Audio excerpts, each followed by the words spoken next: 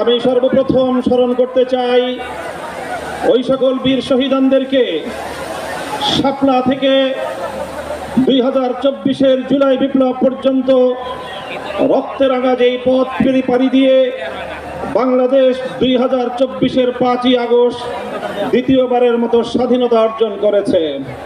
সেই স্বাধীন বাংলার মাটিতে দাঁড়িয়ে আমরা শপথে বাণী উচ্চারণ করতে চাই, রক্ত দিয়ে স্বাধীনতা এনেছি, প্রয়োজনে রক্ত দিয়ে সেই স্বাধীনতা আমরা রক্ষা করবো ইনশাআল্লাহ।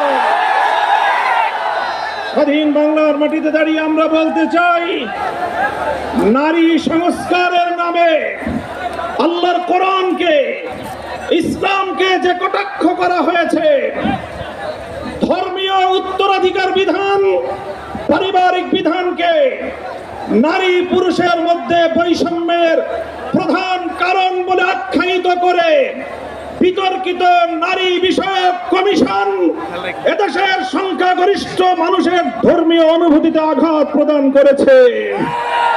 ধর্মীয় অনুভূতিতে আঘাত প্রদান করবার অপরাধে তাদের বিরুদ্ধে আমরা রাষ্ট্রের শাস্তিমূলক ব্যবস্থা দেখতে চাই।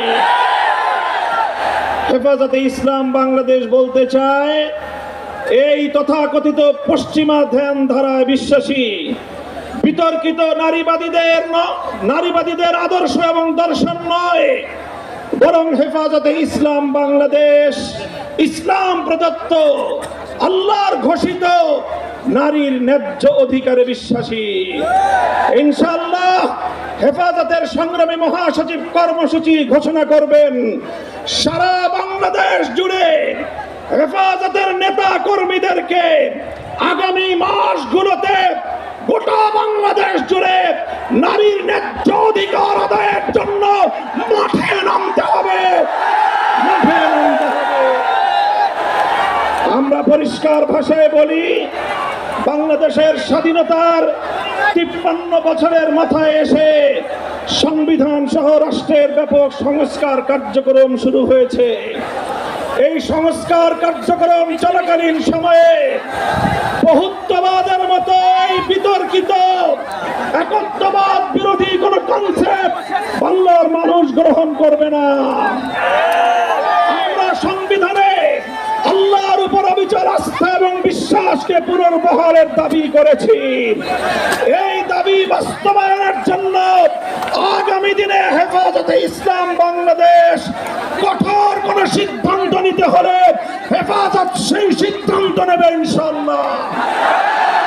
আমরা পরিষ্কার ভাষায় বলি, ডক্টর ইউনূস সাহেবের সাথে হেফাজতের কেন্দ্রীয় নেতৃবৃন্দ অনেকবার সাক্ষাৎ করে বিনয়ের সঙ্গে আবেদন করেছি, আমাদের বিরুদ্ধে ফ্যাসিবাদী আমলে দায়েরকৃত মিথ্যা মামলাগুলো প্রত্যাহার করেন। কিন্তু কেন যেন মনে হচ্ছে আমাদের সোজা আঙ্গুলে বুঝি ঘি উঠবে না। প্রফেসর ডক্টর ইউনূস সাহেব, আপনি কি সে কথা ভুলে গিয়েছেন? এই সেদিনও আদালতের পাড়ায় আপনি আমাদের সঙ্গে পাড়ায় পাড়ায় ঘুরতেন, আদালতের অলিতে গলিতে ঘুরতেন। আমরা পরিষ্কার ভাষায় বলছি, আগামী 2 মাসের মধ্যে যদি হেফাজতে ইসলামের বিরুদ্ধে দায়েরকৃত মামলাগুলো প্রত্যাহার না হয়, হেফাজতে ইসলাম বাংলাদেশ সে মামলা বাতিল করার জন্য যা করতে হয় তাই করবে।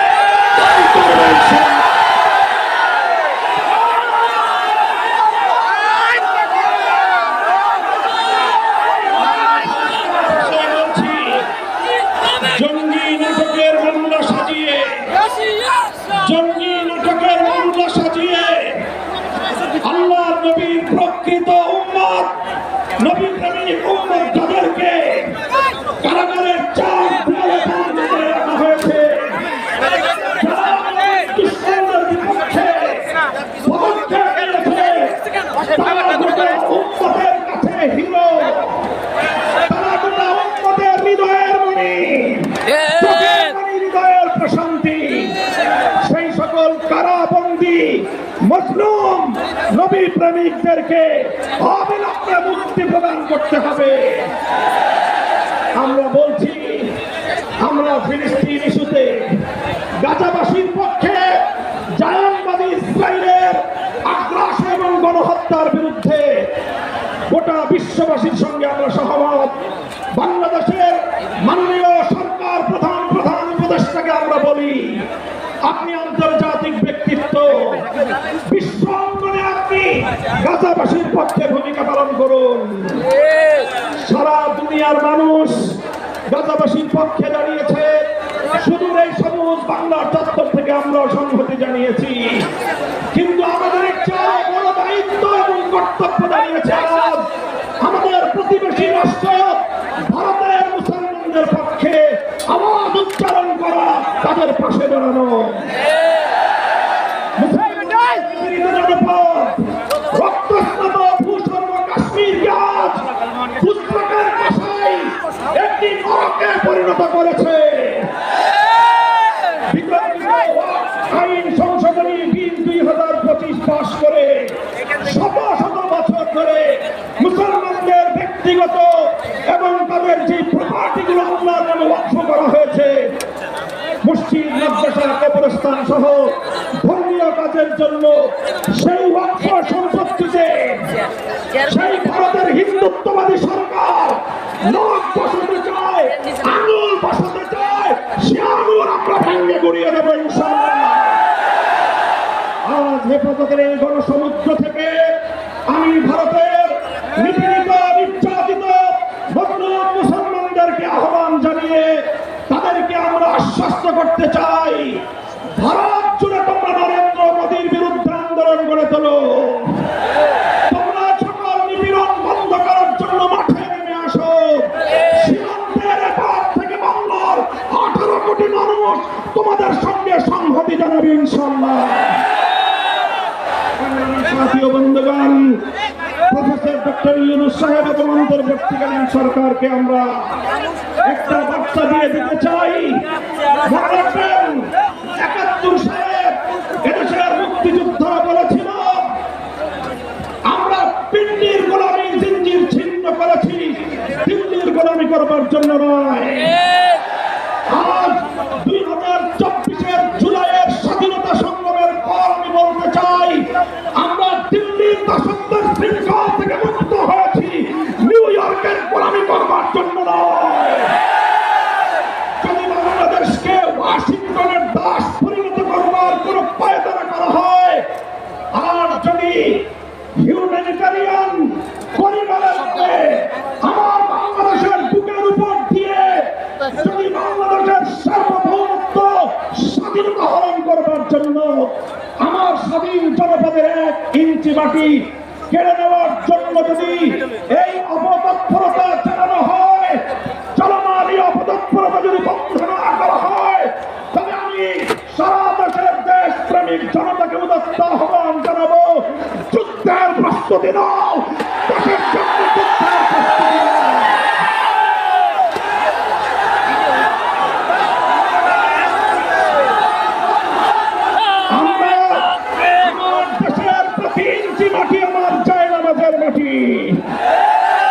আবার বলছি, আমার স্বাধীন বাংলার প্রতি ইঞ্চি মাটি আমার পবিত্র জায়নামাজের মাটি।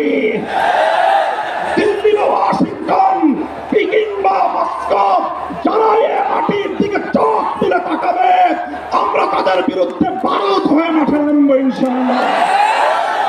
সংগ্রামী সাথী ও বন্ধুগণ, ফ্যাসিবাদী আওয়ামী লীগকে সন্ত্রাসী সংগঠন হিসেবে ঘোষণা করবার যে দাবি জানানো হয়েছে, মনে করবেন না এটা আমাদের দুর্বল কোনো দাবি। আমরা 2013 সালে ফ্যাসিবাদী আওয়ামী লীগের বুলেটের আঘাতে রক্তাক্ত হয়েছি। 2021 সালে আমাদেরকে হত্যা করেছে, বছরের পর বছর বিনা বিচারে আমাদেরকে কারারুদ্ধ করে রেখেছে।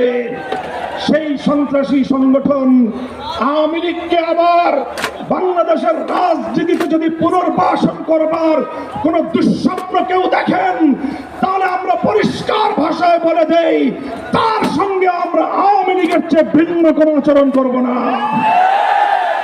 শেখ হাসিনা গিয়েছে যেই পথে, আওয়ামী লীগের দালালরাও যাবে সেই পথে।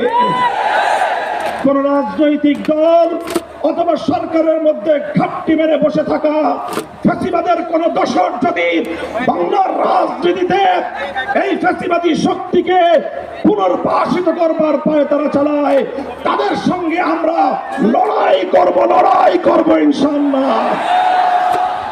সাথী ও বন্ধুগণ, সর্বশেষ আমাদের কথা হলো এই, শাপলার শহীদ যারা শাহাদাত বরণ করেছেন, ইনশাআল্লাহ হেফাজতে ইসলাম বাংলাদেশ প্রতিটি শহীদ পরিবারের পাশে দাঁড়িয়েছে।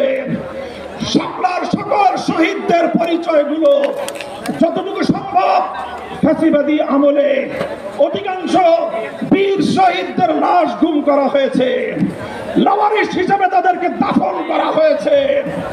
সরকারের তৎকালীন গোয়েন্দা সংস্থার কাছে যদি তার কোনো তথ্য থেকে থাকে, আমি বর্তমান সরকারের কাছে দাবি জানাবো, আমার শাপলা চত্বরের বেওয়ারিশ হিসেবে দাফন হওয়া প্রতিটি লাশ, গুম হওয়া প্রতিটি শহীদের তথ্য উদ্ঘাটন করতে হবে, জাতির কাছে প্রকাশ করতে হবে।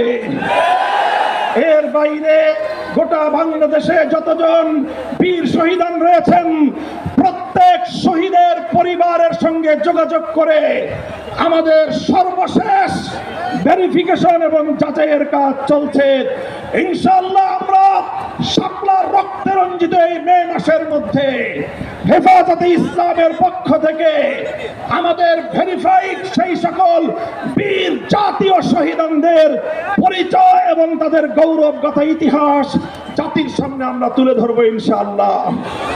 সেই সকল রক্তরাঙা শাপলার বীর শহীদানদের স্মৃতি বিজড়িত ইমানের দুর্দমনীয় কাফেলা, শাপলা চত্বরের শহীদি কাফেলা হেফাজতে ইসলাম বাংলাদেশকে আমি আজ বাংলাদেশের স্বাধীনতার অতন্দ্র প্রহরী হিসেবে ঘোষণা করতে চাই। আমরা বলতে চাই, বাংলাদেশের ইসলাম এবং স্বাধীনতা এক সূত্রে গাথা। বাংলাদেশের ইসলাম এবং স্বাধীনতা এক সূত্রে গাথা। যারা বাংলাদেশে ইসলামের উপর আঘাত করে তারাই স্বাধীনতার দুশ্মন, তারাই স্বাধীনতার শত্রু। আগামী দিনে দেশ এবং ইসলাম স্বাধীনতার এই শত্রুদেরকে যেখানেই পাওয়া যাবে সেখানেই প্রতিহত করতে হবে, সেখানেই প্রতিহত করতে হবে। যদি এজন্য আমাদেরকে আরো জীবন দিতে হয়, যদি এজন্য আমাদেরকে আরো রক্ত দিতে হয়, আরো ত্যাগ আর কোরবানি স্বীকার করতে হয়, যদি আরো বড় করে নজরানা পেশ করতে হয়, শাহাদাতের রক্ত দেওয়ার জন্য জীবন বিপন্ন করে দেশ এবং ইসলামকে রক্ষা করার জন্য আল্লামা বাবু নগরীর হাতে শপথ গ্রহণ করতে কারা কারা প্রস্তুত আছো? শপথ করো।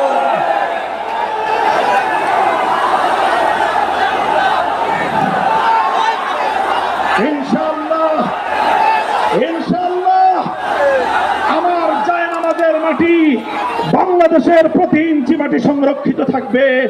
আমার ভবিষ্যৎ প্রজন্ম এদেশে ঈমান নিয়ে, ইসলাম নিয়ে বাঁচবে ইনশাআল্লাহ।